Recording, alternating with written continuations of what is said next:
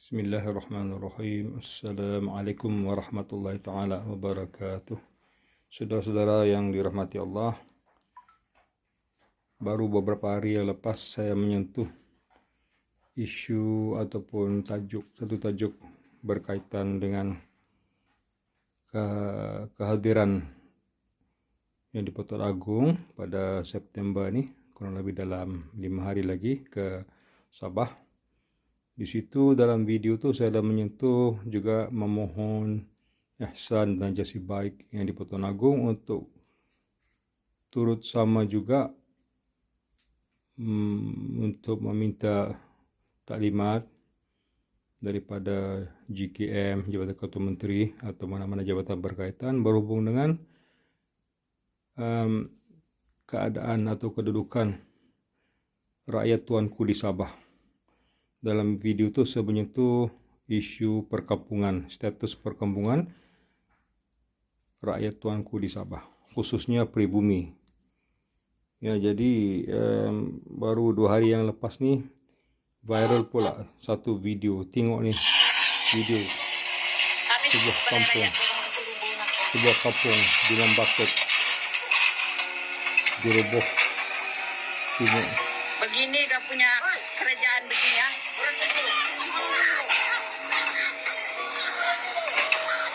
Kamu ni manusia ke apa?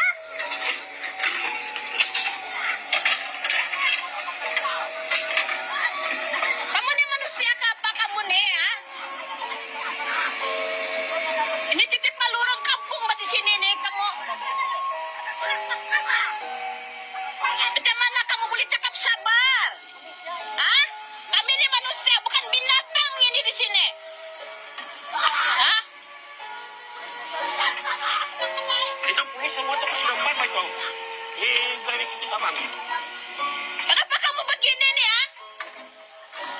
Kamu mau kami kasih viral ke semua ini? Hah? Harus kasih viral dia. Kamu mau kami kasih viral? Viral tahu.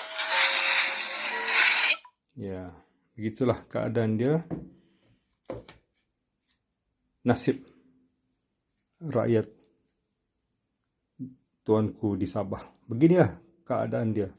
Sejak puluhan tahun kita mengharapkan di bawah kerajaan apa yang disebut sebagai kerajaan Madani ini, ya, kerajaan kononnya kerajaan perpaduan yang mereka sebut adalah sebagai satu kerajaan yang tuanku yang memberikan cadangan itu, kerajaan perpaduan, kerajaan kemudian dinamakan kerajaan Madani.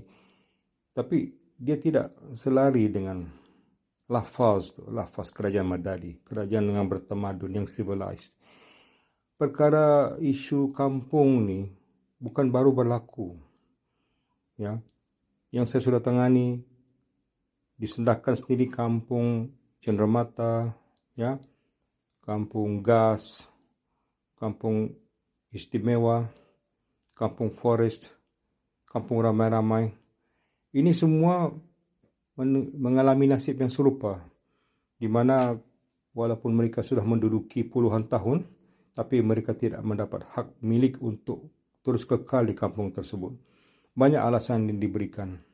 Kononnya tanah itu tanah yang telah dibeli, yang telah dimiliki oleh toki-toki untuk dibangunkan. Persoalannya sekarang ni yang kita mesti tanya ialah, apa sebenarnya fungsi wakil rakyat? Itu kita mau tanya, apa fungsi wakil rakyat? Waktu kempen pilihan raya mereka beria-ia sangat meminta dipilih, minta undi daripada rakyat supaya menjadi wakil rakyat. Tapi setelah menang mereka berubah menjadi wakil tauke.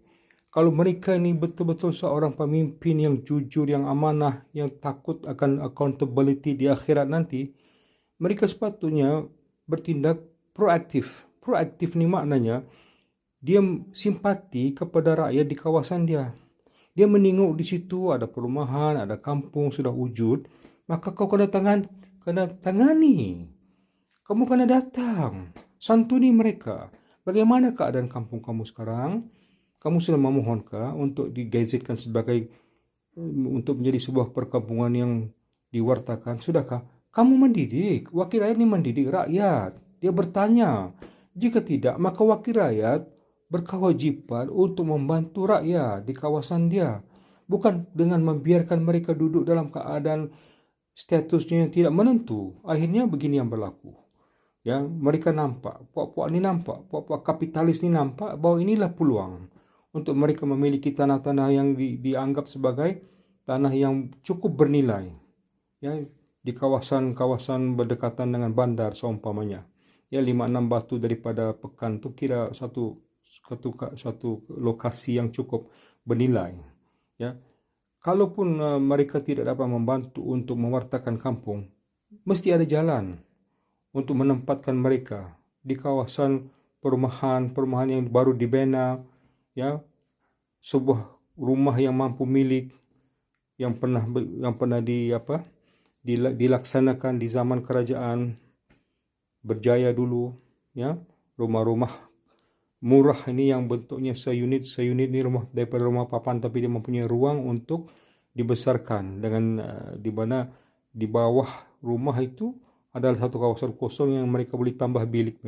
Bukan dengan keadaan yang sekarang ni contohnya lah kan, sebab Sabah ni tanah dia luas. Untuk membina rumah PPR ni saya rasa memang ya boleh, tetapi maknanya sekarang ni keutamaan tu mestilah bersandarkan kepada keselesaan rakyat. Bukan kita main hentam letak je di rumah PPR dalam keadaan yang tidak kondusif untuk sebuah keluarga yang besar, kan? Tapi at least okey lah kalau begitu kan, daripada mereka menerima nasib kampung-kampung dirobohkan. Dan yang paling jahatnya sekali, bila kampung ni dirobohkan, notis dikeluarkan oleh PBT, pihak berkuasa tempatan. Walaupun sebenarnya PBT tidak boleh masuk campur sebab ini private land.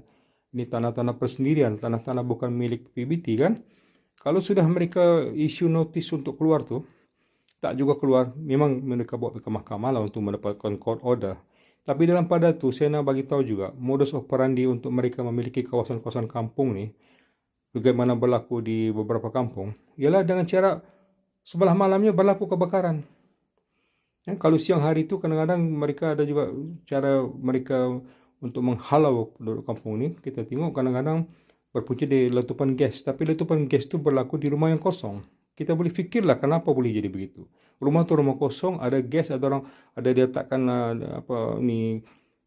macam kuali ke apa, masak, hidupkan gas, kemudian sekian lama gas tu akan meletup sebab tidak ada orang di situ.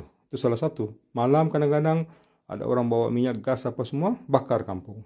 Akhirnya teraniaya orang-orang kampung. Ya, di situ cara mereka yang paling mudah untuk memiliki kampung-kampung ni. Ialah ini satu keadaan yang ataupun suasana yang memang amat menyedihkan lah kepada rakyat Sabah. Mereka yang berlaku semalam, yang saya tunjukkan tadi video tu, berlaku di sebuah kampung di Membakut, di kawasan pantai barat. Yang sepatutnya wakil rakyat di situ lebih prihatin nasib mereka.